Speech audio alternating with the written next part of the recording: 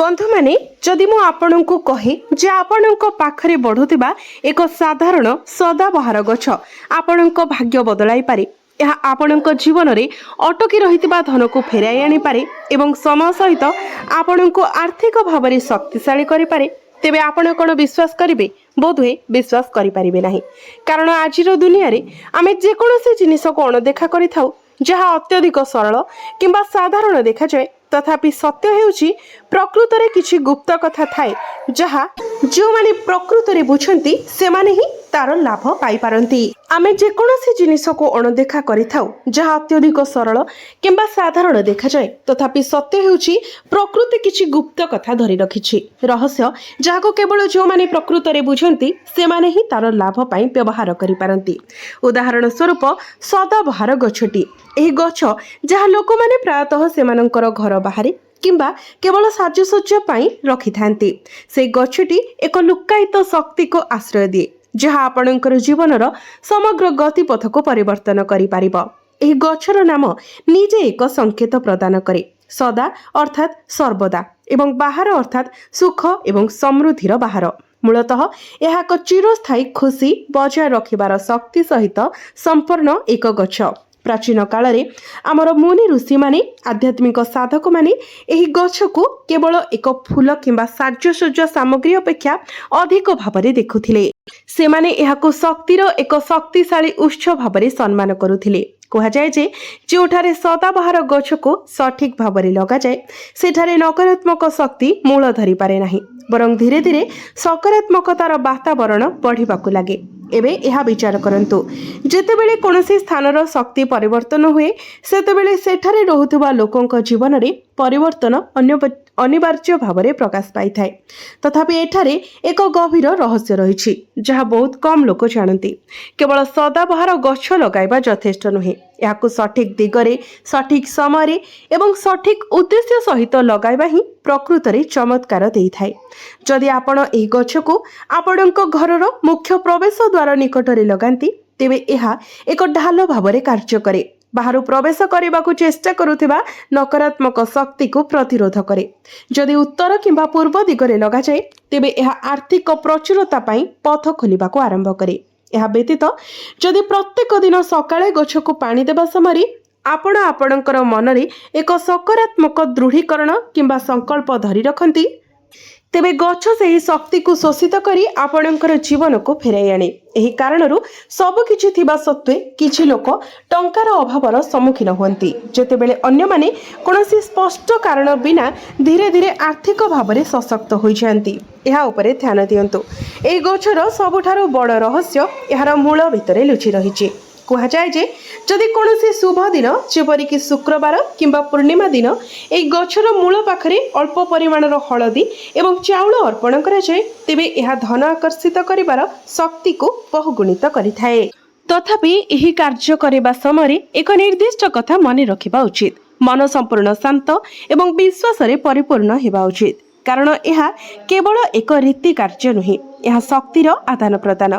एबे आउ एक रहस्य पाई जदि आपण केबे कोनोसी स्थान रे सदाबहार गछ देखंती तेबे एहाको अणदेखा करंतु नाही, कारण प्रायतः प्रकृति निजे आपणको संकेत पठाई जे आपणको जीवन रे एक परिवर्तन घटिबाको जाउछि। एपरि परिस्थिति रे सेही गछ को घर को आनिबा एवं सठिक पद्धति अनुसार लगाइबा आपणको पई एक नूतन पथ खोली पारे।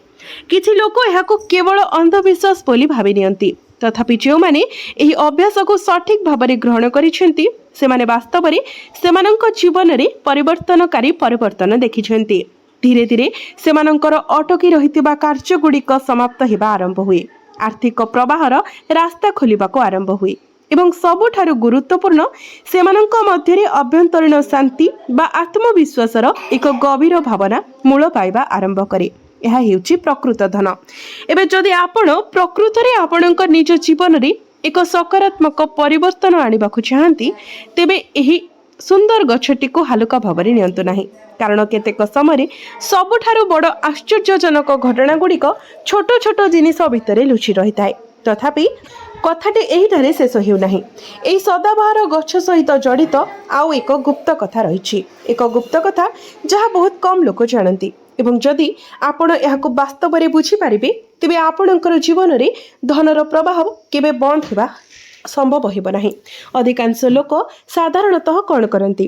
ସେମାନେ ଗଛଟିକୁ ଘରକୁ ଆଣନ୍ତି, ଏହାକୁ ସେମିତି ହିଁ ଲଗାଇ ଦିଅନ୍ତି ଏବଂ କେବଳ ପାଣି ଦିଅନ୍ତି। ତଥାପି ଏପରି କରିବା ସତ୍ତ୍ୱେ ସେମାନେ ସେମାନଙ୍କର ଜୀବନରେ କୌଣସି ଗୁରୁତ୍ୱପୂର୍ଣ୍ଣ ପରିବର୍ତ୍ତନ ଅନୁଭବ କରନ୍ତି ନାହିଁ। କାହିଁକି? କାରଣ ସେମାନେ ଏକମାତ୍ର ଗୁରୁତ୍ୱପୂର୍ଣ୍ଣ ନିୟମକୁ ବୁଝିବାରେ ବିଫଳ ହୁଅନ୍ତି। ସଦାବାହାର ଗଛ କେବଳ ମାଟି, ପାଣି ଏବଂ ସୂର୍ଯ୍ୟାଲୋକରେ ବଢ଼ିନଥାଏ, ଏହା ଶକ୍ତିରେ ବୃଦ୍ଧି ପାଏ ଏବଂ ଏହାକୁ ଲଗାଉଥିବା ବ୍ୟକ୍ତିଙ୍କର ଶକ୍ତି ଦ୍ୱାରା ଏହା ଉପରେ ସବୁଠାରୁ ଗଭୀର ପ୍ରଭାବ ପଡ଼େ। ଏବେ ବିଚାର କରନ୍ତୁ, ଯଦି କେହି କେବଳ ଦେଖାଣିଆ ପାଇଁ ଏହି ଗଛଟି ଲଗାଏ କିମ୍ବା ଏପରି କରିବା ସମୟରେ ସେମାନଙ୍କର ମନରେ ସନ୍ଦେହ ସୃଷ୍ଟି ହୁଏ, ତେବେ ଏହା ପ୍ରକୃତରେ ତାଙ୍କ ପାଇଁ କାମ କରିବ କି? ନା। ତେଣୁ ପ୍ରଥମ ନିୟମ ହେଉଛି, ଯେତେବେଳେ ଆପଣ ଏହି ଗଛକୁ ଘରକୁ ଆଣୁଛନ୍ତି, ଏହାକୁ ଲଗାଇବା ପୂର୍ବରୁ ନିଜର ମନକୁ ସ୍ୱଚ୍ଛ ରଖନ୍ତୁ।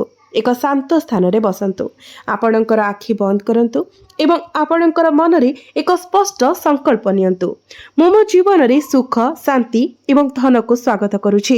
ଏବେ ଯେତେବେଳେ ଆପଣ ଏହି ନିର୍ଦ୍ଦିଷ୍ଟ ଭାବନା ସହିତ ଏହି ଗଛଟିକୁ ଲଗାଇବେ ନା, ଏହା ଆପଣଙ୍କର ସେହି ଶକ୍ତିକୁ ଶୋଷିତ କରେ। ପରବର୍ତ୍ତୀ ସମୟରେ ଏହା ଧୀରେ ଧୀରେ ସେହି ଶକ୍ତିକୁ ଆପଣଙ୍କର ଜୀବନରେ ଫେରାଇ ଆଣିବା ଆରମ୍ଭ କରେ। ପରବର୍ତ୍ତୀ ଦ୍ୱିତୀୟ ସବୁଠାରୁ ବଡ଼ ରହସ୍ୟ ସଦାବହାର ଗଛର ଫୁଲ। ଆପଣ ଲକ୍ଷ୍ୟ କରିଥିବେ ଯେ ଏହାର ଫୁଲଗୁଡ଼ିକ ନିରନ୍ତର ଫୁଟି ରହିଥାଏ ଏବଂ ସହଜରେ ଶୁଖିଯାଏ ନାହିଁ। ଏହାର ସବୁଠାରୁ ସ୍ୱତନ୍ତ୍ର ବୈଶିଷ୍ଟ୍ୟ ହେଉଛି ଏହା। ଯଦି ପ୍ରତି ଶୁକ୍ରବାର ସକାଳେ ଆପଣ ଏହି ଗଛରୁ 5ଟି ସତେଜ ଫୁଲ ଆଣି ଏକ ସଫା ପରିଷ୍କାର ସ୍ଥାନରେ ରଖନ୍ତି ଏବଂ ସେଗୁଡ଼ିକୁ ଈଶ୍ୱରଙ୍କ ସମ୍ମୁଖରେ ଅର୍ପଣ କରନ୍ତି ଏବଂ ସେହି ମୁହୂର୍ତ୍ତରେ ଆପଣ ସମ୍ମୁଖୀନ ହେଉଥିବା ଯେକୌଣସି ଆର୍ଥିକ ଅସୁବିଧାକୁ ସ୍ପଷ୍ଟ ଭାବରେ ଆପଣଙ୍କ ମନରେ କଳ୍ପନା କରନ୍ତି, ଏହି ଅଭ୍ୟାସ ଆପଣଙ୍କର ଚେତନା ଏବଂ ବ୍ରହ୍ମାଣ୍ଡ ମଧ୍ୟରେ ଏକ ସିଧାସଳଖ ପଥ ସ୍ଥାପନ କରେ। ଧୀରେ ଧୀରେ ଆପଣ ନିଜେ ଅନୁଭବ କରିବାକୁ ଆରମ୍ଭ କରିବେ ଯେ ପୂର୍ବରୁ ଅଟକି ରହିଥିବା କାର୍ଯ୍ୟଗୁଡ଼ିକ ଏବେ ସ୍ଥାନ ପାଇବାକୁ ଆରମ୍ଭ ହୋଇଛି। ବର୍ତ୍ତମାନ ତୃତୀୟ ଏବଂ ସବୁଠାରୁ କଡ଼ା ସୁରକ୍ଷା ନିୟମ ପାଇଁ, ଯାହା ବହୁତ କମ୍ ଲୋକଙ୍କୁ ଜଣା। ଯଦି କୌଣସି ଦିନ, ବିଶେଷ କରି ଅମାବାସ୍ୟା କିମ୍ବା ପୂର୍ଣ୍ଣିମା ରାତିରେ, ଆପଣ ଏହି ଗଛ ପାଖରେ ଏକ ଦୀପ ଜାଳି କିଛି ମିନିଟ୍ ପାଇଁ ଚୁପଚାପ ବସି କେବଳ ଆପଣଙ୍କର ନିଶ୍ୱାସ ଉପରେ ଧ୍ୟାନ ଦିଅନ୍ତି, ତେବେ ଗଛ ସେହି ସମୟ ମଧ୍ୟରେ ଆପଣଙ୍କର ଶକ୍ତିକୁ ବହୁଗୁଣିତ କରିଥାଏ। ଏହା ଘଟେ କାରଣ ଏହି ନିର୍ଦ୍ଦିଷ୍ଟ ଦିନଗୁଡ଼ିକରେ ପ୍ରକୃତିର ଶକ୍ତି ପୂର୍ବରୁ ଅତ୍ୟନ୍ତ ସକ୍ରିୟ ଥାଏ ଏବଂ ଯେତେବେଳେ ଆପଣଙ୍କର ବ୍ୟକ୍ତିଗତ ଶକ୍ତି ଏହି ଗଛର ଶକ୍ତି ସହିତ ମିଶ୍ରିତ ହୁଏ, ସେହି ମିଶ୍ରଣର ସ୍ପଷ୍ଟ ପ୍ରଭାବ ଉଲ୍ଲେଖନୀୟ ଗତିରେ ପ୍ରକାଶ ପାଇବା ଆରମ୍ଭ କରେ। ତଥାପି ଅନେକ ଲୋକ ଏଠାରେ ସାଧାରଣ ଭୁଲ କରନ୍ତି। ସେମାନେ ତୁରନ୍ତ ଫଳାଫଳ ଖୋଜନ୍ତି। ମନେ ରଖନ୍ତୁ, ଏହା ଯାଦୁ ନୁହେଁ, ଏହା ଏକ ପ୍ରକ୍ରିୟା। ଯେପରି ଏକ ବିହନ ଗଛରେ ପରିଣତ ହେବାକୁ ସମୟ ଲାଗେ, ସେହିପରି ଏହି ଶକ୍ତିର ପ୍ରଭାବ ପ୍ରକାଶ ପାଇବାକୁ ସମୟ ଲାଗେ। ତଥାପି ଯଦି ଆପଣ ଅଟଳ ବିଶ୍ୱାସ ଏବଂ ସଠିକ୍ ଆଭିମୁଖ୍ୟ ସହିତ ଏହି ଅଭ୍ୟାସରେ ଅଟଳ ରୁହନ୍ତି, ତେବେ ଆପଣ ନିଶ୍ଚିତ ଭାବରେ ଶୁଭ ଫଳ ପ୍ରାପ୍ତି କରିବେ। ଏବେ ଏକ ଶେଷ ଏବଂ ଅତ୍ୟନ୍ତ ଗୁରୁତ୍ୱପୂର୍ଣ୍ଣ କଥା। ଯଦି ଆପଣଙ୍କର ଘରେ ସଦାବହାର ଗଛ କେବେ ହଠାତ୍ ଶୁଖିଯିବା ଆରମ୍ଭ କରେ, ତେବେ ଏହାକୁ ଅଣଦେଖା କରନ୍ତୁ ନାହିଁ। ପ୍ରାୟତଃ ଏହା ଏକ ସଂକେତ ଭାବରେ କାର୍ଯ୍ୟ କରେ ଯେ ଏହା ଆପଣଙ୍କ ଘରେ ଉପସ୍ଥିତ ନକାରାତ୍ମକ ଶକ୍ତିକୁ ଶୋଷିତ କରିଛି। ଏପରି ପରିସ୍ଥିତିରେ ଆପଣ ସମ୍ମାନର ସହିତ ଗଛକୁ ଏକ ସଫା, ନିର୍ଦ୍ଦିଷ୍ଟ ସ୍ଥାନରେ ମାଟିରେ ପୋତି ଦେବା ଉଚିତ ଏବଂ ତା ସ୍ଥାନରେ ଏକ ନୂତନ ଗଛ ଲଗାଇବା ଉଚିତ। ଏହା ଆପଣଙ୍କ ଘର ଭିତରେ ଶକ୍ତି ସନ୍ତୁଳନକୁ ପୁନଃ ସ୍ଥାପିତ କରେ। ବର୍ତ୍ତମାନ ସୁଦ୍ଧା ଆପଣ ବୁଝିସାରିଛନ୍ତି ଯେ ଏହା କୌଣସି ସାଧାରଣ ଗଛ ନୁହେଁ। ଏହା ଆପଣଙ୍କର ଚିନ୍ତାଧାରା, ଆପଣଙ୍କର ଭାବନା ଏବଂ ପ୍ରକୃତିର ଶକ୍ତିକୁ ସଂଯୋଗ କରୁଥିବା ଏକ ପଥ ଭାବରେ କାର୍ଯ୍ୟ କରେ ଏବଂ ଯେତେବେଳେ ଏହି 3ଟି ଉପାଦାନ ଏକତ୍ରିତ ହୁଏ, ଆପଣଙ୍କର ଜୀବନରେ ପରିବର୍ତ୍ତନ ଅନିବାର୍ଯ୍ୟ ଭାବରେ ଆସିଥାଏ। ତଥାପି ଗୋଟିଏ ଛୋଟିଆ କଥା ରହିଛି। ଯଦି ଆପଣ ଏହାକୁ ବୁଝିପାରିଛନ୍ତି, ତେବେ ଏହି ସମ୍ପୂର୍ଣ୍ଣ ପ୍ରକ୍ରିୟାକୁ ଯଥେଷ୍ଟ ତ୍ୱରାନ୍ୱିତ କରାଯାଇପାରିବ। ଆପଣ ଦେଖିଥିବେ ଯେ କିଛି ଲୋକ ଅବିଶ୍ୱସନୀୟ ଭାବରେ କଠିନ ପରିଶ୍ରମ କରନ୍ତି ଏବଂ ସବୁକିଛି ସଠିକ୍ ଭାବରେ କରନ୍ତି, କିନ୍ତୁ ଧନ କେବେ ସେମାନଙ୍କ ସହିତ ରହୁନାହିଁ। ବିପରୀତରେ ଅନ୍ୟମାନେ ସ୍ଥିର ଭାବରେ ପ୍ରଗତି କରୁଥିବା ପରି ମନେ ହୁଏ ଏବଂ ବହୁତ କମ୍ ସଂଘର୍ଷ ସହିତ। ଏହାର କାରଣ କେବଳ କଠିନ ପରିଶ୍ରମରେ ନୁହେଁ, ବରଂ ଶକ୍ତିର ସନ୍ତୁଳନରେ ଅଛି ଏବଂ ଏହା ଠିକ୍ ଏହି ସନ୍ତୁଳନକୁ ସଦାବହାର ଗଛ ଆପଣଙ୍କ ଜୀବନରେ ଆଣିଥାଏ। ତଥାପି ଏହାକୁ ପ୍ରକୃତରେ ବ୍ୟବହାର କରିବା ପାଇଁ ଆପଣଙ୍କୁ ଏକ ଗଭୀର କଥା ବୁଝିବାକୁ ପଡ଼ିବ। କେବଳ ଗଛକୁ ପାଣି ଦେବା, ଫୁଲ ଅର୍ପଣ କରିବା କିମ୍ବା ଦୀପ ଜାଳିବା ଯଥେଷ୍ଟ ନୁହେଁ। ଆପଣଙ୍କୁ ଏହି ଗଛ ସହିତ ଏକ ସମ୍ପର୍କ ସୃଷ୍ଟି କରିବାକୁ ପଡ଼ିବ। ଆପଣ ଭାବୁଥିବେ, କିପରି ଜଣେ ଗଛ ସହିତ ସମ୍ପର୍କ ଗଢ଼ିପାରିବ? तथापि एथिरे प्रकृत रहस्य रही। जेतेबेले आपण सकाळे गछ पाखक जाती केवल ताकू पानी दे चली आसतु नहीं, किछि मुहूर्त पाई विराम नियंतु, याकू देखंतु एवं आपणकर नीरव कृतज्ञता प्रदान करंतु, कारण कृतज्ञतार आत्मा सबुठारु शक्तिशाली शक्ति सृष्टि करे।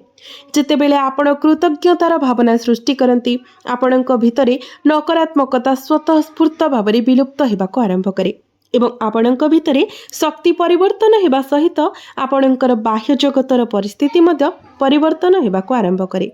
एबे आउ एक गुरुत्वपूर्ण नियम, एही गछ को केबे भी मैला किंबा अव्यवस्थित परिवेश रे रखंतु नहीं। जदि आपण चाहती जे एहा आपणकर जीवन रे समृद्धि आनी देउ, तेबे आपणको एहाको सर्वदा एक सफा एवं शांत स्थान रे रखिबाको पड़िबो, कारण मैला नकारात्मक शक्ति को प्रोत्साहित करे एवं नकारात्मक शक्ति गछर अंतर्निहित शक्ति को ह्रास करिबारे सहाय्य करे। एबे आसंतु आउ एक गुप्त उपाय विषय जानिबा। जदि आपण प्रकृत रे आपणकर जीवन रे धनर आगमन चाहती, तेबे प्रति रविवार किंबा शुक्रवार एही गछ पाखरे ठिया हुंतु एवं आपणकर लक्ष्य गुडी को उच्च स्वर रे कहंतु, आपणकर स्वप्न गुडी को उच्च स्वर रे कहंतु। उदाहरण स्वरूप, मो आर्थिक भाबरे शक्तिशाली हेउछि किंबा मो जीवन रे धनर प्रवाह बढ़ुछि। यह सरल सुभी पारे, तथापि एहार प्रभाव गभीर। जेतेबेले आपण शब्द माध्यम रे आपणकर लक्ष्य गुडी को स्पष्ट करंती, सेगुडी को ब्रह्मांड रे विकिरण हेउथिबा शक्ति रे परिणत हुए। परवर्ती समय से शक्ति प्रकृत परिस्थिति रूप में आपण जीवन में प्रकाशित होगा आरंभ करे। वर्तमान एठारे एक कथा जहाँ बहुत कम लोक बुझीपारती, जदि आपणकर परिवार बारंबार आर्थिक असुविधार सम्मुखीन हुए किंबा जदि हठात अप्रत्याशित खर्च आसे, तेबे यह केवल एक आर्थिक समस्या नुहे, यह एक शक्तिशाली असंतुलन को सूचित करे। एपरी परिस्थिति रे सदाबहार गछ आपणक पई एक शक्तिशाली संतुलनकारी भावरे कार्य करे। तथापि एथिपाई गोटे सरल प्रतिकार आवश्यक। प्रति मंगलवार किंबा शनिवार गछ पाखरे थिबा अल्प परिमाणर माटी को आपणक हाथ रे स्पर्श करंतु एवं एहाकू आपणकर कपाळ रे लगांतु। यह केवल एक धार्मिक पूजा नुहे, एक शक्तिशाली योगदान। यह आपणकर भौतिक शरीर एवं प्राकृतिक जगत मध्य एक सीधा सड़क संजोग स्थापन करे, एक संजोग जहाँ धीरे धीरे आपणक प्रगति रे बाधा सृष्टि करुथिबा आभ्यंतरीण प्रतिबंधक गुडी को लुचाई दिए। वर्तमान ध्यान दियंतु, कारण आमे एक अत्यंत गुरुत्वपूर्ण लक्षण विषय कहबाकू जाउछु। जदि आपणकर सदाबहार गछ हठात असाधारण शक्ति सहित बढ़िबाकू आरंभ करे, प्रचुर परिमाण रे फूल फुटाए, तेबे एहाकू एक स्पष्ट संकेत भावरे भाबि नियंतु जे आपणकर जीवन रे सकारात्मक परिवर्तन आरंभ होई सारिछि। यह एक सूचक भावरे कार्य करे जे आपणकर व्यक्तिगत शक्ति सठिक दिगरे प्रवाहित हेउछि। एपरि समय आपणको आपणकर चिंताधारा एवं शब्द गुड़िक विषय आहुरी अधिक सचेतन हेबा उचित, कारण आपण आपणक मन रे जहाँ कल्पना करती ताहा शीघ्र वास्तवता भावरे प्रकाश पाइबा आरंभ करिबो। विपरीत रे जदि आपण केबे देखंती जे गछटी बढ़िबारे विफल हेउछि किंबा बारंबार सुखी जाउछि, तेबे भय करंतु नाही। यह केवल यह बुझाए जे आपणक चारि पाखरे थिबा शक्ति को वर्तमान आहुरी संतुलनर आवश्यकता अछि। एपरी परिस्थिति रे आपणको आपणकर अभ्यास प्रति सतर्क दृष्टि देबाको पड़िबो। घरोई कलह, नकारात्मक कथबार्ता किंबा अत्यधिक चाप, एही समस्त कारण आपणक चारि पाखरे थिबा शक्ति को प्रभावित करे, जहा फଳରେ गछर जीवन शक्ति दुर्बल होई जाए। एबे एक गभीर कथा, गछ केवल धन नुहे, एही गछटी आपणको मानसिक शांति मध्य प्रदान करे एवं जेतेबेले जड़े व्यक्ति अभ्यंतरीण शक्ति पाए, सेतेबेले से सठिक निष्पत्ति नहीं पारे। एपरी निष्पत्ति जहाँ समय सहित तांकर सफलता पाई पथ प्रशस्त करे। तेणु एही गछ को केवल टंका अर्जन करिबार एक उपाय भावरे देखंतु नाही, एहाकू एक भल साथी भावरे विवेचना करंतु, जहाँ आपणक जीवन रे संतुलन आनिबारे सहाय्य करे। जेतेबेले आपणकर मन शांत हुए एवं आपणकर चिंताधारा स्पष्टता पाए, आपणकर जीवन रे सठिक सुजोग स्वाभाविक भावरे प्रकाश पाइबा आरंभ करिबो। तथापि विचार करंतु, यह केवल एक गोटे साधारण गछ नुहे। आपणकर मानसिकता, आपणकर निष्पत्ति, आपणकर आर्थिक परिस्थिति सबु किछि को बदलैबार शक्ति एही गछ पाखरे रहिछि। तेणु बंधु माने आपण मध्य जदि निज जीवन रे एभली परिवर्तन चाहुचंती, आपण मु एही भिडियो रे उल्लेख करिथिबा उपाय को पालन करंतु। निश्चित भाबरे आपण आपणकर जीवन रे एक चमत्कार परिवर्तन देखिबाकू पाइबे। तेबे बंधु माने मोर एही भिडियोटी जदि आपण मानकु भल लागि थाए तो भिडियोटी को लाइक करी चैनल टी को सब्सक्राइब करि देबे एवं कमेंट बॉक्स रे भक्ति एवं श्रद्धार सहित जय मां लक्ष्मी निश्चय लिखिबे।